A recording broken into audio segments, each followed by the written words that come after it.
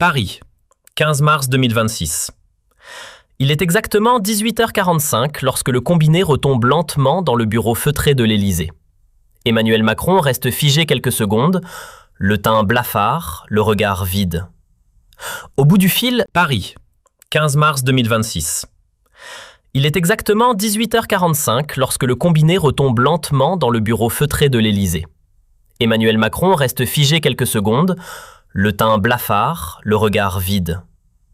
Au bout du fil, Sébastien Lecornu, Premier ministre depuis 1 an et demi, vient de sceller son départ.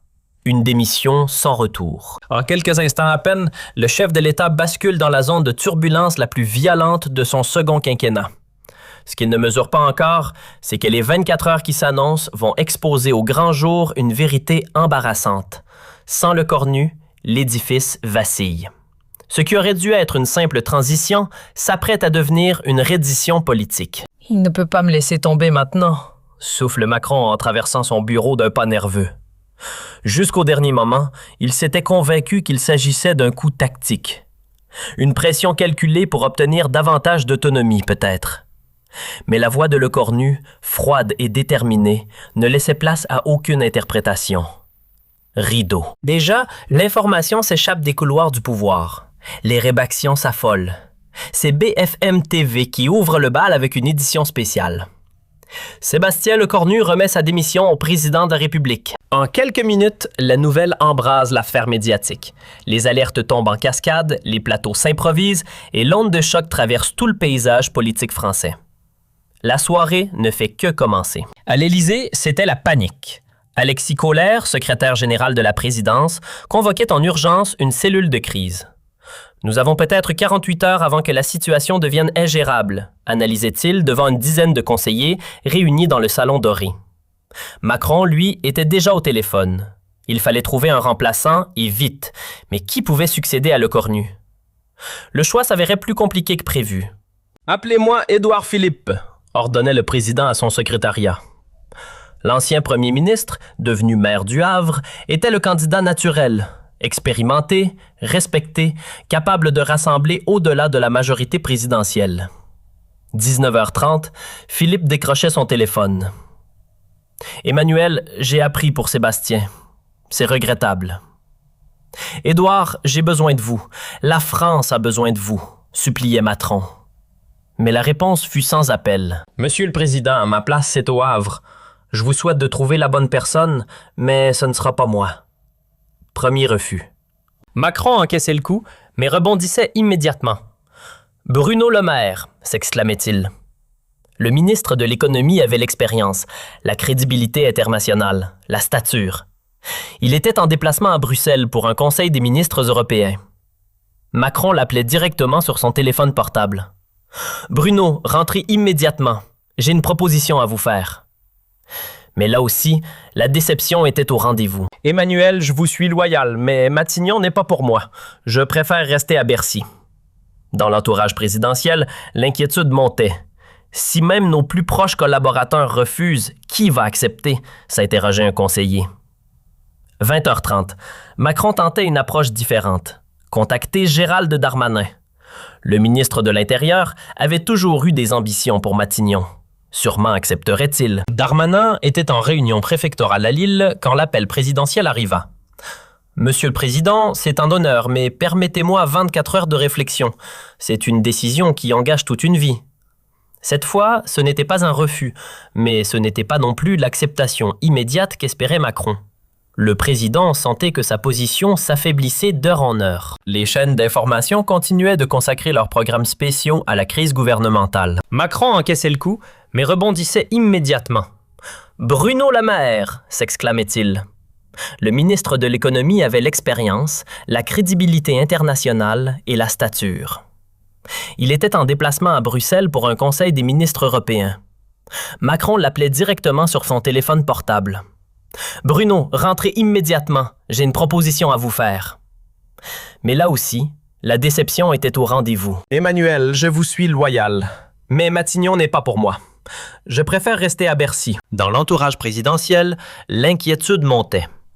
Si même nos plus proches collaborateurs refusent, qui va accepter? S'interrogeait un conseiller. 20h30. Macron tentait une approche différente, contacter Gérald Darmanin. Le ministre de l'Intérieur avait toujours eu des ambitions pour Matignon. Sûrement accepterait-il. Darmanin était en réunion préfectorale à Lille lorsque l'appel présidentiel arriva.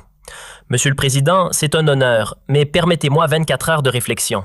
C'est une décision qui engage toute une vie. » Cette fois, ce n'était pas un refus, mais ce n'était pas non plus l'acceptation immédiate qu'espérait Macron. Le président sentait que sa position s'affaiblissait d'heure en heure. Les chaînes d'information continuaient de consacrer leurs programmes spéciaux à la crise gouvernementale. Macron encaissait le coup, mais rebondissait immédiatement. « Bruno Le Maire !» s'exclamait-il. Le ministre de l'Économie avait l'expérience, la crédibilité internationale et la stature. Il était en déplacement à Bruxelles pour un conseil des ministres européens. Macron l'appelait directement sur son téléphone portable. « Bruno, rentrez immédiatement, j'ai une proposition à vous faire. » Mais là aussi, la déception était au rendez-vous. « Emmanuel, je vous suis loyal, mais Matignon n'est pas pour moi. Je préfère rester à Bercy. » Dans l'entourage présidentiel, l'inquiétude montait. Si même nos plus proches collaborateurs refusent, qui va accepter? S'interrogeait un conseiller. 20h30. Macron tentait une approche différente. Contacter Gérald Darmanin. Le ministre de l'Intérieur avait toujours eu des ambitions pour Matignon. Sûrement accepterait-il. Darmanin était en réunion préfectorale à Lille lorsque l'appel présidentiel arriva. « Monsieur le Président, c'est un honneur, mais permettez-moi 24 heures de réflexion. C'est une décision qui engage toute une vie. » Cette fois, ce n'était pas un refus, mais ce n'était pas non plus l'acceptation immédiate qu'espérait Macron.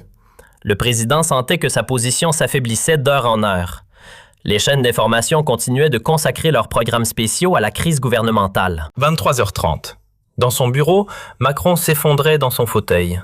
« Comment sommes-nous arrivés là ?» demandait-il à Alexis. « Sébastien était notre pilier, notre seul rempart. Sans lui, nous n'avons plus personne. » Cette confession révélait l'ampleur du problème. En 18 mois, Lecornu était devenu indispensable. Il gérait les crises, négociait avec les parlementaires, portait les dossiers difficiles. Son départ créait un vide abyssal. Minuit, Macron tentait une dernière approche avec Catherine Vautrin, ministre déléguée au territoire. « Catherine, vous avez l'expérience locale et nationale. » « Monsieur le Président, je suis touchée par votre confiance, mais je ne me sens pas prête pour Matignon. C'est trop lourd pour moi. » 6e refus. La nuit s'annonçait longue. 0h30, épuisé, Macron décida de prendre quelques heures de repos. « Nous reprendrons demain matin. Il faut bien que quelqu'un accepte. » Mais le sommeil ne venait pas. Le président passait la nuit à repenser aux derniers mois avec Lecornu, à tous les défis relevés ensemble, à la complicité qui s'était installée entre eux. Au matin, Macron était debout depuis 1 heure, consultant les journaux. Tous titraient sur la crise. Macron en quête d'un Premier ministre introuvable. L'Élysée dans la tourmente. Qui veut être Premier ministre, Monsieur le Président? Un conseiller annonçait. Les marchés sont inquiets. L'euro chute face au dollar. Il faut absolument stabiliser la situation. 7h30, Macron reprenait ses appels. Il élargissait sa recherche, contactant des personnalités moins évidentes. Stéphane Travert, ancien ministre de l'Agriculture, Jacqueline Gouraud, ancienne ministre de la Cohésion des Territoires, même Marlène Schiappa, malgré les réticences. Tous déclinaient poliment mais fermement. L'ampleur de la crise gouvernementale, l'instabilité politique, la faiblesse des sondages présidentiels dissuadaient même les plus ambitieux. 8h. Emmanuel Macron commençait à réaliser l'impensable. Personne ne voulait succéder à Sébastien Lecornu. « Monsieur le Président », suggérait timidement un conseiller, « et si nous rappelions Sébastien, peut-être accepterait-il de reconsidérer sa décision ?» La suggestion provoquait un silence gêné dans la salle. Rappeler Lecornu après 12 heures de recherche infructueuse, c'était avouer un échec total, reconnaître sa dépendance absolue à son Premier ministre. 8h30. L'orgueil présidentiel cédait devant la réalité politique. « Appelez Sébastien », murmurait Macron.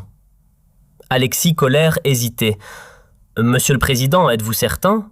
Cela va se savoir. »« Appelez-le », coupa Macron d'un ton sec. « Bonjour Emmanuel. »« Sébastien, nous devons parler de cette démission. Nous pouvons peut-être trouver un arrangement. »« Emmanuel, ma décision est prise. Je vous ai expliqué mes raisons hier soir. »« Mais Sébastien, la France a besoin de vous. J'ai besoin de vous. Ces dernières heures m'ont fait comprendre à quel point vous étiez indispensable. Pour la première fois depuis le début de son mandat, Emmanuel Macron suppliait l'un de ses collaborateurs. 9 heures, la conversation se prolongeait. Macron multipliait les arguments. L'intérêt national, la stabilité institutionnelle, l'urgence des dossiers en cours. « Emmanuel, vous me demandez de revenir sur une décision mûrement réfléchie, » répondait le cornu. « Il faudrait des garanties, des changements substantiels dans notre façon de travailler. » C'était une ouverture minime, mais réelle. 9h45. « Quelle garantie, Sébastien? Dites-moi ce qu'il faut changer et nous le changerons. » La capitulation était totale. Le président de la République française négociait sa survie politique avec son premier ministre démissionnaire. Le Cornu posait ses conditions. Plus d'autonomie dans le choix de son gouvernement, un droit de veto sur certaines décisions présidentielles, l'assurance de ne pas être désavoué publiquement. Accordé, acceptait immédiatement Macron. Tout ce que vous voulez. Je vais réfléchir, concédait finalement le Cornu vers 10h30. Laissez-moi quelques heures. Cette réponse était déjà une victoire pour Macron. Après 13 heures de panique, il entrevoyait une sortie de crise. Dans l'entourage présidentiel, le soulagement était palpable. « Sébastien va accepter », chuchotaient les conseillers. « Il ne peut pas laisser tomber le président comme ça. » Mais l'attente reprenait. Le Cornu se faisait désirer, mesurant parfaitement sa nouvelle position de force. Nouveau coup de téléphone de Macron. « Sébastien, avez-vous pris votre décision ?» J'y réfléchis encore, Emmanuel. C'est une décision importante. 12h30, les médias commençaient à évoquer la possibilité d'un retour de Le Cornu. Source concordante à l'Élysée, des négociations seraient en cours, annonçait BFM TV. Troisième appel de Macron dans la journée. Sébastien, les marchés sont nerveux, l'opposition attaque, il faut que vous reveniez. Emmanuel, si je reviens, ce sera à mes conditions. Plus jamais de désaveu public, plus jamais de décision prise sans me consulter. C'est entendu, Sébastien, vous aurez toute ma confiance. 13h30. Très bien, concédait finalement le Cornu. Je retire ma démission, mais n'oubliez pas nos accords. L'annonce provoquait un séisme dans le paysage politique français. Moins de 24 heures après sa démission, Sébastien Lecornu reprenait ses fonctions de Premier ministre. Communiqué officiel de l'Élysée. Monsieur Sébastien Lecornu retire sa démission et reprend ses fonctions de Premier ministre de la République française. La nouvelle faisait l'effet d'une bombe. Sur les réseaux sociaux, les réactions se multipliaient. Macron a capitulé, commentaient les oppositions. 24 ans pour comprendre qu'il est nu sans Lecornu. 14h30, conférence de presse improvisée à l'Élysée. Emmanuel Macron, visiblement marqué par cette épreuve, tentait de justifier ce retournement. Les circonstances ont évolué, déclarait-il d'une voix peu assurée. Monsieur Lecornu a accepté de poursuivre sa mission dans l'intérêt supérieur de la nation. Les questions des journalistes étaient impitoyables. Monsieur le Président, n'avez-vous pas été humilié par votre Premier ministre? Comment expliquez-vous qu'aucune personnalité politique n'ait accepté de remplacer Monsieur Lecornu? La politique, c'est l'art du possible. Nous avons trouvé la meilleure solution pour la France, répondait Macron. 15h30, retour de Lecornu à Matignon. Les caméras étaient massées devant l'hôtel du Premier ministre. Sébastien Lecornu, souriant et détendu, saluait les journalistes sans faire de déclaration. Son silence était plus éloquent que tous les discours. Il venait de démontrer son indispensabilité absolue. Dans son bureau de Matignon, il recevait les félicitations de ses collaborateurs. Monsieur le Premier ministre, vous venez de donner une leçon de pouvoir au président de la République, plaisantait l'un d'eux. 16h30, premier conseil des ministres post-crise. L'atmosphère était électrique. Face à ses ministres, Emmanuel Macron faisait comme si rien ne s'était passé, mais tous savaient que l'équilibre du pouvoir avait changé. Lecornu n'était plus seulement Premier ministre, il était devenu l'homme indispensable, celui sans qui rien ne fonctionne. Les premières analyses politiques tombaient. Macron vient de perdre toute autorité, écrivait un éditorialiste du Figaro. En 24 heures, il a montré qu'il était incapable de gouverner sans Lecornu. 17h30, dans l'opposition, on ne perdait pas de temps pour exploiter cette faiblesse. Macron est fini, déclarait Marine Le Pen. Il vient de prouver qu'il était un président fantoche, manipulé par son Premier ministre. Jean-Luc Mélenchon renchérissait. Cette crise révèle la vraie nature du macronisme. Un homme seul, sans réseau, dépendant totalement de son entourage. 18h, sondage express. La cote de confiance d'Emmanuel Macron chutait fortement en une journée, celle de Lecornu progressait. Dans son bureau de l'Élysée, Macron faisait le bilan de cette journée catastrophique avec ses plus proches conseillers. Nous avons évité le pire, tentait de positiver Alexis Collet. Sébastien est revenu, le gouvernement est stable. J'ai passé 24 heures à supplier tous mes anciens ministres de m'aider et ils ont tous refusé.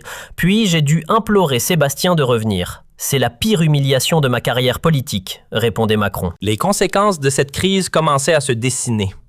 Lecornu, fort de sa position renforcée, annonçait plusieurs changements dans l'organisation gouvernementale. Désormais, toutes les décisions importantes passeront par Matignon. L'Élysée devra nous consulter avant toute annonce majeure. C'était une révolution silencieuse. Le premier ministre prenait le contrôle effectif du gouvernement. 19h30, Emmanuel Macron découvrait avec amertume les nouvelles règles du jeu. « Emmanuel, j'ai vu que vous souhaitiez annoncer la réforme des retraites demain. Il faudrait que nous en discutions d'abord, » lui disait Lecornu. Le président de la République devait désormais demander l'autorisation à son premier ministre. Dans les rédactions, les journalistes analysaient cette redistribution des cartes. Lecornu vient de réaliser un coup d'État constitutionnel, commentait un spécialiste des institutions. 20h30, l'humiliation présidentielle était totale. En 24 heures, Emmanuel Macron était passé du statut de président tout-puissant à celui d'otage politique de son premier ministre. Ce soir-là, en se couchant, Macron mesurait l'ampleur de sa défaite. Il avait voulu se séparer de Lecornu, mais c'est finalement Lecornu qui avait pris le contrôle. Les 24 heures qui avaient suivi la démission de Lecornu resteraient dans l'histoire comme le moment où un président de la République avait perdu tout pouvoir réel, contraint de supplier son premier ministre de bien vouloir gouverner avec lui. 3 mois plus tard, cette crise continuait de marquer la vie politique française. Emmanuel Macron n'avait jamais récupéré son autorité perdue. Sébastien Lecornu gouvernait en maître absolu, prenant toutes les décisions importantes. « C'est Lecornu qui préside, Macron qui suit », résumait cruellement un député. Cette formule faisait le tour des médias, symbole de cette inversion du pouvoir. 6 mois après, lors d'un sommet européen, la faiblesse présidentielle était visible aux yeux de tous. Macron ne décide plus rien, c'est son premier ministre qu'il faut convaincre, confiait un dirigeant européen. L'humiliation de ces 24 heures avait durablement affaibli Emmanuel Macron, transformé Sébastien Lecornu en homme phare du régime et révélé au grand jour les failles du système politique français. Cette crise restera comme l'une des plus significatives de la Ve République. Le moment où un président découvre qu'il n'est rien sans son premier ministre et où un premier ministre comprend qu'il peut tout obtenir en sachant dire non au bon moment. Histoire vraie d'une capitulation présidentielle en 24 heures chrono. 1 an après cet épisode traumatisant, Emmanuel Macron n'était toujours pas remis de cette humiliation. Dans l'intimité, il confiait à ses proches « Ces 24 heures m'ont appris que je n'étais rien sans Sébastien. C'est la leçon la plus dure de ma vie politique. » Cette confession révélait l'ampleur du traumatisme présidentiel. L'homme qui avait conquis l'Élysée à 39 ans, qui avait défié tous les codes politiques, découvrait sa fragilité absolue. « Emmanuel a vieilli de 10 ans en une nuit », observait un proche. Cette crise l'a cassé psychologiquement. Il ne s'est jamais remis de cette démonstration de faiblesse. Effectivement, le comportement présidentiel avait changé après cette crise. Macron, autrefois impulsif et autoritaire, consultait systématiquement Lecornu avant chaque décision importante. « Il a peur de le contrarier », témoignait un ministre. Emmanuel redoute qu'une nouvelle crise éclate. Il marche sur des œufs avec Sébastien. Cette nouvelle dynamique bouleversait le fonctionnement traditionnel de la Ve République. Le premier ministre n'était plus dans l'ombre du président. Il était devenu son égal, voire son supérieur. « Lecornu gouverne, Macron accompagne », résumait cruellement un député de l'opposition. Cette formule, devenue célèbre, circulait dans tous les couloirs politiques. Les conséquences internationales de cette crise étaient également significatives lors du sommet du Groupe des 7 en Italie. 6 mois après l'épisode, les autres dirigeants avaient noté la faiblesse de Macron. Emmanuel semblait diminuer, confiait Joe Biden à ses conseillers. Il consultait constamment son téléphone, probablement pour avoir l'avis de son premier ministre sur chaque sujet. Angela Merkel, pourtant discrète, avait-elle aussi remarqué ce changement? Macron n'est plus le même homme. Cette crise française l'a profondément marqué. Ces observations internationales révélaient que l'humiliation présidentielle avait dépassé les frontières françaises. La crédibilité de la France sur la scène mondiale en pâtissait. Quand le président d'un pays est à la merci de son premier ministre, c'est toute la nation qui perd en influence, analysait un diplomate européen. Du côté de Sébastien Lecornu, cette crise avait révélé un homme politique d'une redoutable efficacité tactique. En l'espace de 24 heures, il avait réussi à inverser complètement le rapport de force avec l'Élysée. Sébastien a joué une partie d'échecs magistrale, admirait un ancien premier ministre. Il a fait comprendre à Macron qu'il était indispensable et maintenant il gouverne avec une autorité que peu de ses prédécesseurs ont connue. Cette autorité nouvelle de Lecornu se traduisait concrètement dans la gestion gouvernementale. Tous les dossiers importants passaient désormais par Matignon. L'Élysée était devenue une chambre d'enregistrement. Nous préparons les arbitrages à Matignon, puis nous les transmettons à l'Élysée pour validation, expliquait un conseiller de Lecornu. En réalité, la validation présidentielle n'était qu'une formalité. Cette inversion des rôles constitutionnels inquiétait les constitutionnalistes. Nous assistons à une dérive du régime, alertait Dominique Rousseau. Le premier ministre devenait de facto le chef de l'exécutif, mais cette situation convenait parfaitement à Lecornu. Fort de sa légitimité nouvelle, il imposait sa vision politique sans contrainte présidentielle. Sébastien a compris que Macron était faible, analysait un politologue. Il en profite pour gouverner comme il l'entend, avec une liberté totale. Cette liberté totale se manifestait dans tous les domaines, politique, économique, social, international. L'exemple le plus frappant fut la réforme des retraites de septembre 2030. Macron souhaitait un report à 65 ans. Lecornu préférait 64 ans. C'est la version Lecornu qui fut adoptée sans discussion. Le président a proposé 65 ans le matin et l'après-midi, il annonçait 64 ans, rapportait un journaliste. Entre-temps, Lecornu lui avait fait changer d'avis. Cette anecdote révélatrice illustrait parfaitement la nouvelle hiérarchie gouvernementale. Lecornu imposait, Macron s'adaptait. L'opposition politique ne manquait pas d'exploiter cette faiblesse présidentielle. Marine Le Pen multipliait les attaques. Macron n'est plus qu'un président fantoche manipulé par son premier ministre. Jean-Luc Mélenchon renchérissait. Nous avons un régime à deux têtes, mais une seule qui pense, celle de Lecornu. Ces attaques cinglantes touchaient juste. Macron ne parvenait plus à incarner l'autorité présidentielle traditionnelle de la Ve République. Emmanuel souffre de ce que l'on appelle le syndrome de Stockholm politique, ironisait un chroniqueur. Il est devenu dépendant de celui qui l'humilie. Cette dépendance psychologique était visible dans tous les grands événements politiques. Lors des vœux présidentiels de 2027, Macron avait consulté Lecornu jusqu'à la dernière minute. Le discours a été relu et corrigé par Matignon, révélait un conseiller. Emmanuel n'ose plus s'exprimer publiquement sans l'aval de Sébastien. Cette situation ubuesque questionnait la nature même du pouvoir sous la République.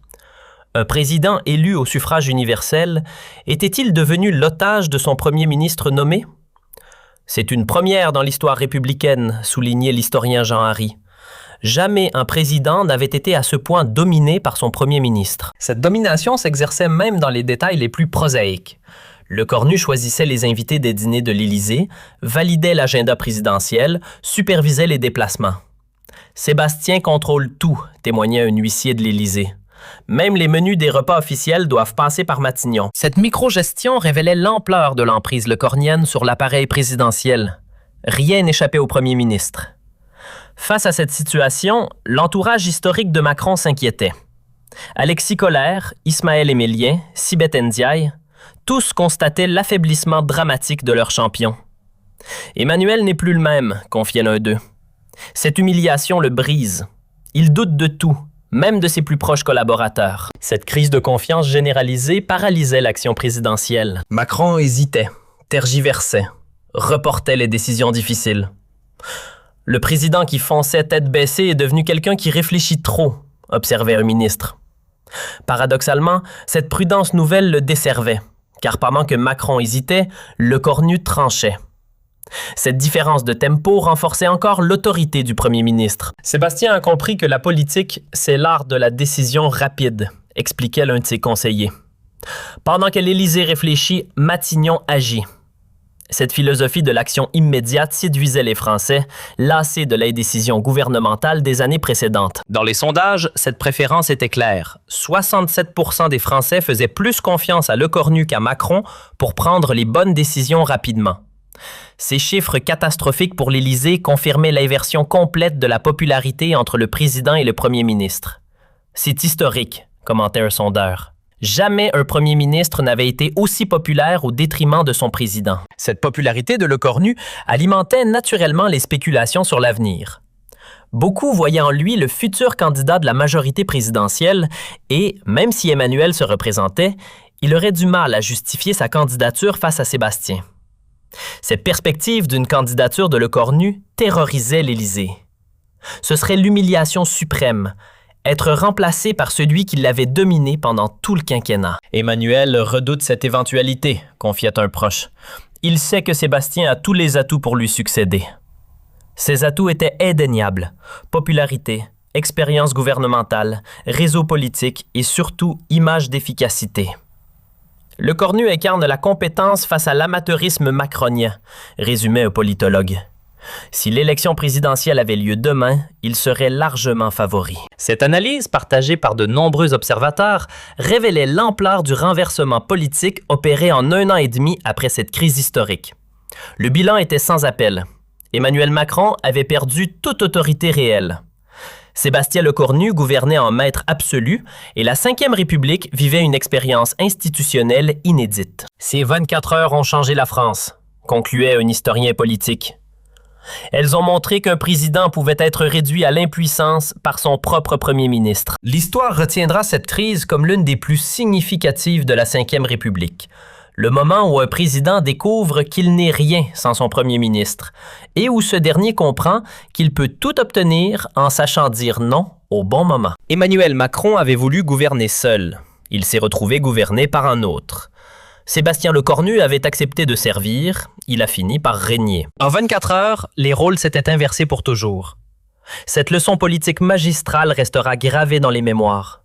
En démocratie, le pouvoir appartient à celui qui sait le prendre, pas forcément à celui qui est élu pour l'exercer. Mais l'histoire ne s'arrêtait pas là.